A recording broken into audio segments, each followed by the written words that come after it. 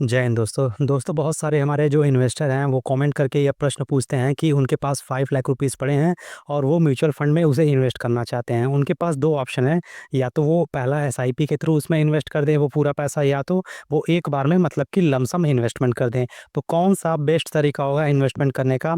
और इससे भी बड़ा दूसरा सवाल कि लार्ज कैप में करें पूरा पैसा या फिर स्मॉल कैप में करें या फिर मिड कैप में करें? तो ये 3 कैटेगरी है म्यूचुअल फंड में। तो इसी के बारे में इस वीडियो में हम पूरी बात करने वाले हैं। देखो यहाँ पे मैं चीज़ें क्लियर कर दूँ, एसआईपी के थ्रू या फिर लमसम के थ्रू, ठीक है? अगर टाइम पीरियड सेम है, रिटर्न सेम है और इन्वेस्टमेंट अमाउंट सेम है, तो लमसम में आपको ज़्यादा रिटर्न मिलता है in comparison to SIP investment, क्योंकि वहाँ पे आपका जो पैसा है वन टाइम एक ही बार में इन्वेस्ट होता है और वो बहुत तेज़ी से कंपाउंड होता है in comparison to SIP investment. तो ये चीज़ें आपको क्लियर होनी चाहिए कि लमसम जो इन्वेस्टमेंट आप करते हो, मतलब कि वन टाइम इन्वेस्टमेंट करते हो म्यूचुअल फंड में, उसमें आपको एसआईपी की तुलना में ज़्यादा रिटर्न मिलता है। तो ये पहला सवाल यहाँ पे क्लियर हो गया कि अगर आपके पास पैसा पड़ा हुआ है, यहाँ पे एग्जांपल मैं लेके चल रहा हूँ 5 लाख रुपए। इन्वेस्टर का सवाल है कि 5 लाख रुपए उसके पास पड़े हैं, वो म्यूचुअल फंड में डालना चाहता है।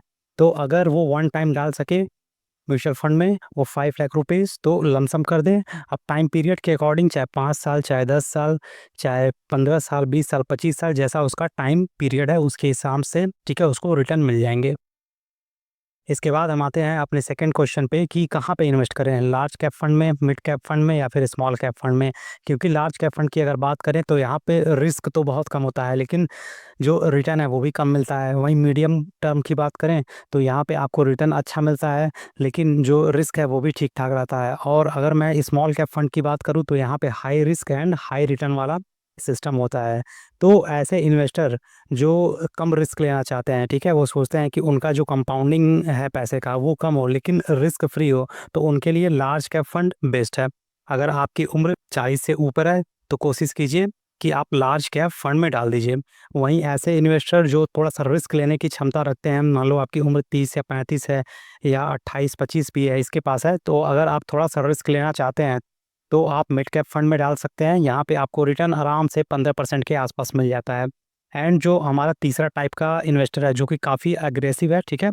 जो ज़्यादा रिस्क लेने की क्षमता रखता है, उसकी उम्र फॉर एग्ज़ाम्पल मान लो 18 से लेके 25 के आसपास है, तो ऑब्वियसली वो लॉन्ग टर्म उसके पास ज़्यादा से इन्वेस्टमेंट का टाइम है और वो ज़्यादा रिस्क ले सकता है। तो ऐसे लोगों को स्मॉल कैप फंड बेस्ट होता है। वहाँ पे आप अपना इन्वेस्टमेंट कर सकते हैं, जहाँ पे आपको ऑन एन एवरेज 18% का रिटर्न मिल जाता है लॉन्ग टर्म में।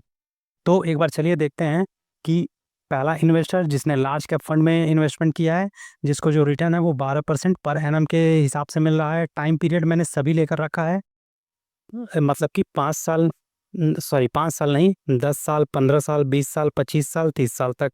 इसी तरह mid cap fund and small cap fund के बारे में भी हम यहाँ पे देखेंगे।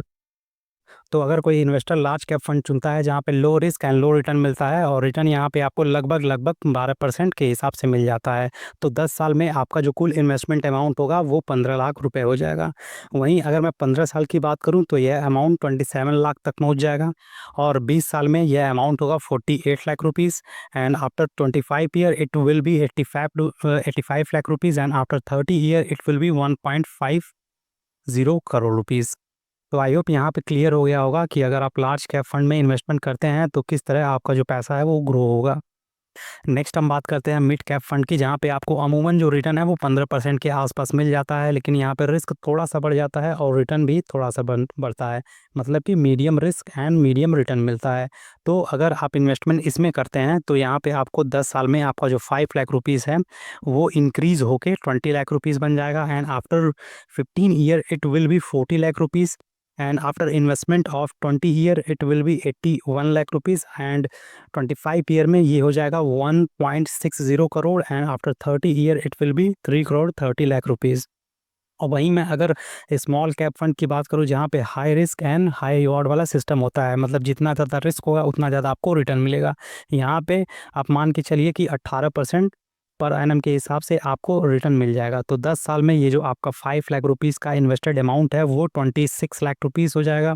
15 साल तक ये अमाउंट 59 लाख रुपीज़ हो जाएगा and after 20 year it will be 1.36 crore and after 20 year ये जो अमाउंट है 3 करोड़ 13 लाख रुपए तक पहुंच जाएगा and after 30 year it will be 7.16 crore. तो ये सारा कैलकुलेशन आपके सामने है। आप देख लीजिए कि कहाँ आपको इन्वेस्ट करना है, large cap fund, mid cap fund या फिर स्मॉल कैप फंड। रिस्क मैंने बता दिया कहाँ पे कितना रिस्क होता है, रिटर्न कहाँ पे कितना मिलता है। मेरे अनुसार अगर मेरी राय जानना चाहें तो मैंने एज वाइज बता दिया है। अगर आप ज़्यादा रिस्क लेना चाहते हैं, ठीक है, अभी आपकी उम्र कम है, तो आप सारा पैसा किसी बढ़िया स्मॉल कैप फंड में डाल दीजिए। अगर आपकी उम्र 30 से 35 के आसपास है तो मिड कैप आपके लिए अच्छा हो सकता है। वहाँ पे आपको मॉडरेट रिस्क रहेगा, रिटर्न मॉडरेट मिलता है, ठीक है। और अगर आपकी उम्र 45, 50 या 40 से ऊपर है तो आप लार्ज कैप फंड चुन सकते हैं, जहाँ पे आपको low risk and low return वाला सिस्टम रहता है। तो आई होप ये सारी चीज़ें अभी आपको समझ में आ गई होंगी कि आपको कहाँ इन्वेस्टमेंट करना है। इसके अलावा मैं यहाँ पे आपको कुछ लार्ज कैप फंड, कुछ स्मॉल कैप फंड एंड कुछ आपको मिड कैप फंड बता देता हूँ। आप इनमें से कोई भी चुन सकते हैं अपनी इन्वेस्टमेंट के लिए। ये कोई रिकमेंडेशन या फिर सजेशन नहीं है। ऐसा नहीं है कि मैंने बता दिया तो आँख बंद करके आपने इसमें से उठा लिया। ये केवल मैं आपको ऑप्शन दे रहा हूँ कि मार्केट में ये बेस्ट हैं, ठीक है। तो हर एक कैटेगरी का मैं टॉप 3 बता रहा हूँ। जैसे कि लार्ज कैप फंड की बात करें तो ये सामने हैं आपके टॉप 3 फंड, इनमें से आप कोई भी चुन सकते हैं, रिसर्च करके इन्वेस्टमेंट कर सकते हैं। वहीं मिड कैप फंड की बात करें तो इस इंडस्ट्री में मिड कैप फंड में ये टॉप 3, टॉप 5 में आते हैं। आप इनमें से कोई भी चुन सकते हैं। इसके अलावा स्मॉल कैप फंड की बात करें तो ये टॉप 3, टॉप 5 में आते हैं, जिसमें आप इन्वेस्टमेंट के बारे में सोच सकते हैं। तो यहाँ पे मैंने सभी कैटेगरी के फंड के नाम भी बता दिए। अब ये टोटली आप पे डिपेंड करता है कि कौन सा फंड चुनते हैं और आप किस तरह इन्वेस्टमेंट करते हैं। मिलते हैं नेक्स्ट वीडियो में। इसी तरह के और भी कुछ इंटरेस्टिंग सवाल जो इन्वेस्टर के रहते हैं उनको हम डिस्कस करेंगे। तब तक के लिए जय हिंद, जय भारत। और हाँ, अगर आपने इस चैनल को लाइक नहीं किया है, शेयर नहीं किया है, सब्सक्राइब नहीं किया है तो प्लीज़ कर दीजिए। Thank you so much.